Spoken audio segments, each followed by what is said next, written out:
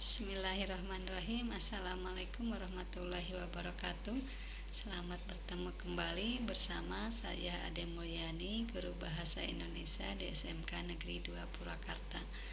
Pada pertemuan kali ini saya akan memberikan materi yang kedua mengenai teks eksplanasi. Adapun hal-hal yang akan saya jelaskan, yang pertama mengenai pengertian teks eksplanasi, yang kedua tujuan teks eksplanasi, yang ketiga jenis-jenis teks eksplanasi, yang keempat ciri-ciri teks eksplanasi, yang kelima struktur teks eksplanasi, dan yang keenam kaidah kebahasaan teks eksplanasi. Pengertian teks eksplanasi merupakan sebuah karangan yang berisi penjelasan-penjelasan lengkap tentang mengapa dan bagaimana sebuah fenomena bisa terjadi, baik fenomena alam maupun fenomena sosial yang terjadi di kehidupan sehari-hari.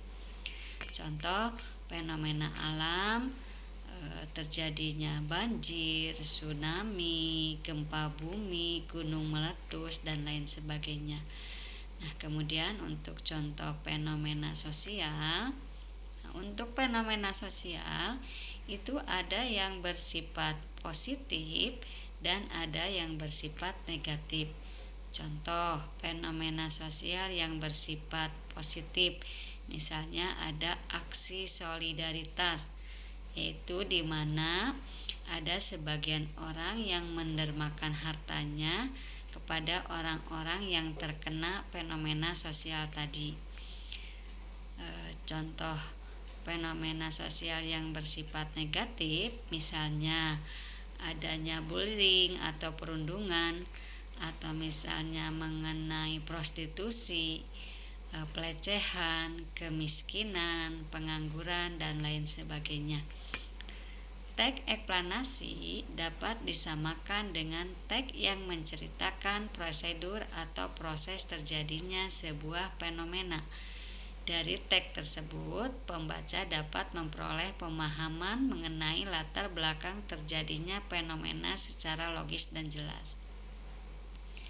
Adapun tujuan teks eksplanasi yang pertama, memberikan informasi yang sejelas-jelasnya kepada pembaca agar paham atau mengerti tentang suatu fenomena yang terjadi. Yang kedua, menjelaskan proses terjadinya sebuah fenomena atau peristiwa. Yang ketiga, menjelaskan sebab dan akibat terjadinya sebuah fenomena dan peristiwa. Jenis-jenis teks eksplanasi. Yang pertama, teks eksplanasi yang berisi tentang penjelasan bagaimana atau secara kronologis. Ini artinya menjelaskan bagaimana peristiwa itu terjadi secara kronologis, secara urutan waktu. Yang kedua, teks eksplanasi yang berisi tentang penjelasan mengapa atau secara kausalitas. Nah, dalam teks eksplanasi yang kedua ini menjelaskan sebab dan akibat peristiwa itu terjadi. Kemudian ciri-ciri teks eksplanasi. Ada beberapa ciri-ciri teks eksplanasi, antara lain yang pertama, informasi yang dimuat berdasarkan fakta atau faktual. Jadi, ketika kita menulis sebuah teks eksplanasi, itu informasinya harus yang berdasarkan faktual, berdasarkan fakta sesuai dengan yang sebenarnya.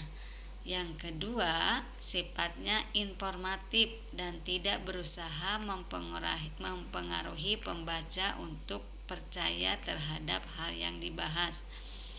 Yang ketiga, menggunakan kata penanda urutan, misalnya ke-1, kedua, dan seterusnya.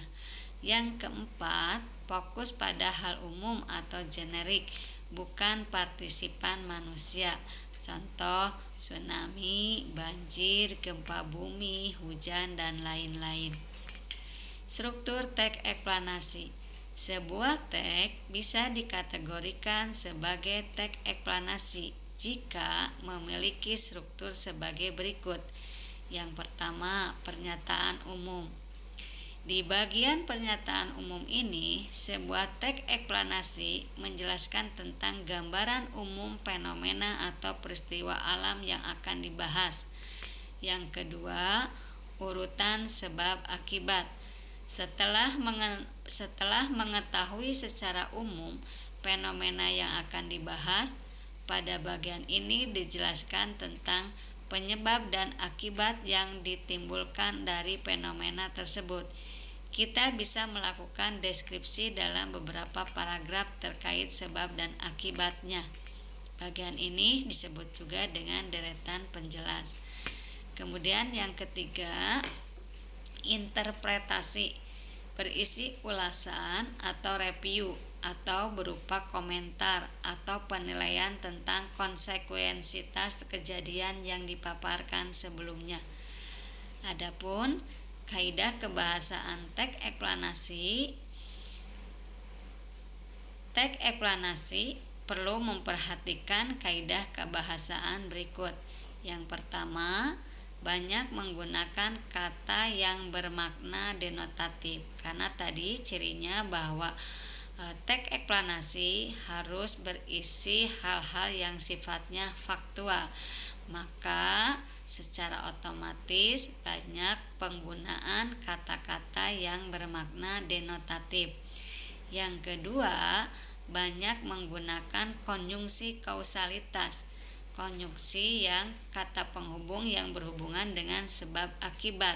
Misalnya, sebab, karena, oleh sebab itu, oleh karena itu, sehingga, dan sebagainya. Yang ketiga, menggunakan konjungsi kronologis, artinya menggunakan kata penghubung yang berhubungan dengan urutan waktu. Misalnya, kemudian, lalu, setelah itu, pada akhirnya, dan seterusnya. Yang keempat, fokus pada hal umum, bukan berfokus pada partisipan manusia. Contohnya, banjir, tsunami, dan lain-lain. Yang kelima, banyak ditemukan kata kerja aktif. Yang keenam, banyak menggunakan kata atau istilah teknis. Ini artinya kata yang mengacu kepada sebuah tema.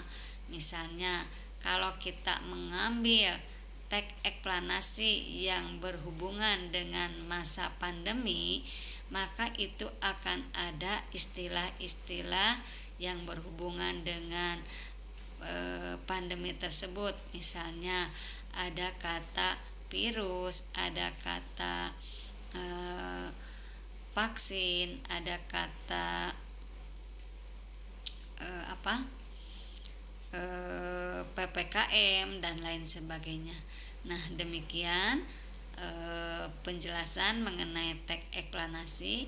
Mudah-mudahan apa yang saya jelaskan bisa dipahami.